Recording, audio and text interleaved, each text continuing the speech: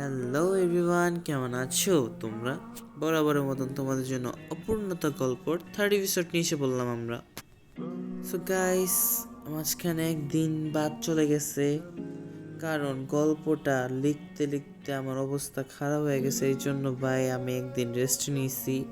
I hope you are understand.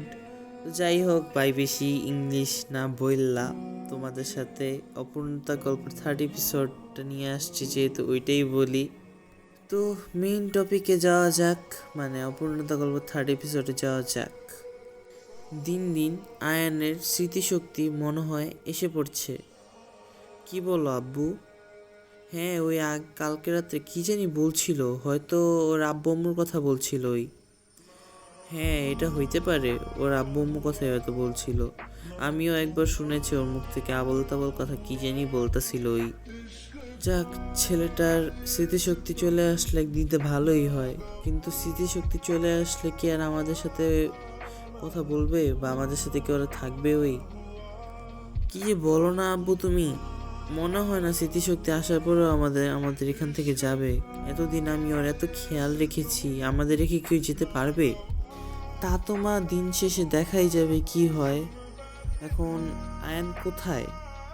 Ayaan ওর রুমে বসে আছে আব্বু। ওকে একটু ডাক দাও, ওর সাথে একটু গল্প করি। না, বোর মুডটা একটু অফ। কেন, কি হয়েছে? ওর কি জানি মনে করে চেষ্টা করতেছে, কিন্তু মনে করতে পারতেছে না। এটা নিয়ে অনেকক্ষণ ধরে আলোচনা করতেছিল আমার সাথে, যে কি জানি একটা মনে করছিলাম। আমি কোনোরকমভাবে ওকে ভুলভাল বুঝিয়ে আসছি। দেখ মা, সামনে কি হয়, তুই ওর ঠিক মতন খেয়াল রাখিস কিন্তু। হ্যাঁ আব্বু, আমি ওর ঠিক মতনই খেয়াল রাখছি। নুসরাত, এই নুসরাত, এদিকে আসো না প্লিজ। হ্যাঁ আসতেছি আব্বু, আমি যাই, আয়ান আমাকে ডাকছে। ঠিক আছে মা, যা দেখ কি বলে। কি হয়েছে আয়ান? আমার না সব মনে এসে পড়ছে। কি মনে আসছে? তুমি আমারে কালকে আইসক্রিম কিনা দিতে চাইছিলা। আয়ান, তুমি এমনি অসুস্থ, তুমি আবার আইসক্রিম খাবা এখন? না, আমাকে আইসক্রিম দিতেই হবে, তোমার আমাকে আইসক্রিম দিতেই হবে, দিবা দিবা দিবা। আচ্ছা ঠিক আছে, আমি বাহিরে চাইলে তোমাকে এনে দিব নে। ওকে ঠিক আছে, কিন্তু মনে করে এনে দিও কিন্তু। হ্যাঁ দিব। আচ্ছা আয়ান, তোমাকে আমার কেমন লাগে? আয়ান কিছুক্ষণ চিন্তা করে বলল, তুমি মেয়েটা অনেক ভালো, অনেক ভদ্র, আমার খেয়াল রাখো, আমাকে আদর করো। না এমনি, আমি মেয়ে হিসেবে কেমন তোমার কাছে? মেয়ে হিসেবে অনেক ভালো, তোমার কোনো অহংকার নেই, কোনো ইগো নেই, কোনো অ্যাটিটিউড নেই, যেটা আমার অনেক পছন্দ। আচ্ছা, তুমি কি আমাকে পছন্দ করো আয়ান? হ্যাঁ করি তো, তুমি আমার বেস্ট ফ্রেন্ড না, তাই তোমাকে আমি পছন্দ করব না? আরে আয়ান, আমি তোমাকে এটা বলতে চাচ্ছি না, আমি বলতে চাচ্ছি তুমি কি আমাকে লাইক করো বা ভালোবাসো? এইটা কেমন কথা বলতাছো? না আয়ান, তুমি আমাকে বলো না, তুমি কি আমাকে ভালোবাসো? আরে নুসরাত, তুমি কি বলতেছো? আমি তোমার বেস্ট ফ্রেন্ড, তুমি আমাকে ভালোবাসো? আচ্ছা, বারবার তুমি একই কথা কেন লাগায় রাখছো বলো তো? তুমি আমার অ্যান্সারটা দাও আয়ান। আমি কিন্তু তোমাকে অনেক ভালোবাসি আয়ান। মানে, আমি তোমাকে অনেক ভালোবাসি, তুমি কি বুঝতে পারছো না? হ্যাঁ, বেস্ট ফ্রেন্ড হিসেবে তো আমিও তোমাকে অনেক ভালোবাসি। বেস্ট ফ্রেন্ড হিসেবে না আয়ান, আমি তোমাকে এমনিই অনেক ভালোবাসি। তোমাকে আমার লাগবে, তুমি কি আমার জামাই হবা? মানে, বুঝতে পারতেছি না তুমি এগুলো কি বলতেছো নুসরাত। আচ্ছা, আমি ভালোভাবে বলতেছি তোমাকে, আমি তোমাকে ভালোবাসি, আই লাভ ইউ। মানে কি? তুমি আমাকে অ্যান্সার দাও, বেশি কথা না বলে। তুমি মেয়েটা অনেক ভালো, আমার তোমাকে ভালো লাগে, বাট ওইসব নিয়ে এই পর্যন্ত কোনো চিন্তা ভাবনা করি নাই। তুমি আমাকে হ্যাঁ বা না এখনই অ্যান্সার দাও। এখন না, আমি তোমাকে রাত্রেবেলা বলি। ঠিক আছে, আমি তোমাকে রাত্রে পর্যন্ত সময় দিলাম, তুমি রাত্রেবেলা এসে আমাকে বলবা তুমি কি ভেবেছো, ঠিক আছে? ওকে। নুসরাত মেয়েটা হয়তো আমাকে অনেক ভালোবাসে, না হলে এখনকার সময় এসে কেই বা এত টেক কেয়ার করে একটা মানুষকে। আচ্ছা, নুসরাত যখন আমাকে আই লাভ ইউ বলছিল তখন আমার ভিতরে এমন কেন লাগতাছিল যে আমি এই কথাটা আগেও কত শুনেছি। যাই হোক, এটা না ভেবে ভাবি যে নুসরাতকে এখন আমি কি বলবো। আই থিঙ্ক নুসরাতকে আমি ভালোবাসি, বিকজ ওর সাথে থাকতে আমার অনেক ভালো লাগে, ওর সাথে টাইম স্পেন্ড করতে আমার বেস্ট টাইম লাগে সেই সময়টা। সব কিছু মিলিয়ে ওর সাথে টাইম কাটাতে আমার অনেক ভালো লাগে। তারপর ওই আমার খেয়ালও রাখে, ওর টেক কেয়ারগুলো আমি এনজয়ও করি। ওই একটু দূরে গেলে আমার অনেক কষ্ট হয়, তাহলে কি আমি ওকে ভালোবাসি? সে যাই হোক, দেখতে দেখতে বিকাল হয়ে গেল। নুসরাত আসছে ওর কাছে অ্যান্সার নিতে। তো আয়ান, তুমি কি ভাবলা? আহ, আসলে নুসরাত, আমি অনেকক্ষণ তোমার বিষয়টা না ভেবেছি, কিন্তু যতটুকু ভেবে দেখলাম যে হ্যাঁ, হয়তো আমিও তোমাকে ভালোবাসি। হয়তো মানে হয়তো না, তোমাকে আমি ভালোবাসি। ও সত্যি আয়ান? হ্যাঁ, সত্যি আমি তোমাকে ভালোবাসি, কিন্তু আমি তোমার সাথে রিলেশন যেতে পারবো না, তোমাকে আমি বিয়েও হয়তো করতে পারবো না, কারণ আঙ্কেল আন্টি আমাকে অনেক কষ্ট করে এখানে রেখেছে। আমি জানিও না আমার বাবা মাকে। সব কিছু মিলে কিভাবে আঙ্কেল আন্টির আমি বিশ্বাসটা ভাঙবো?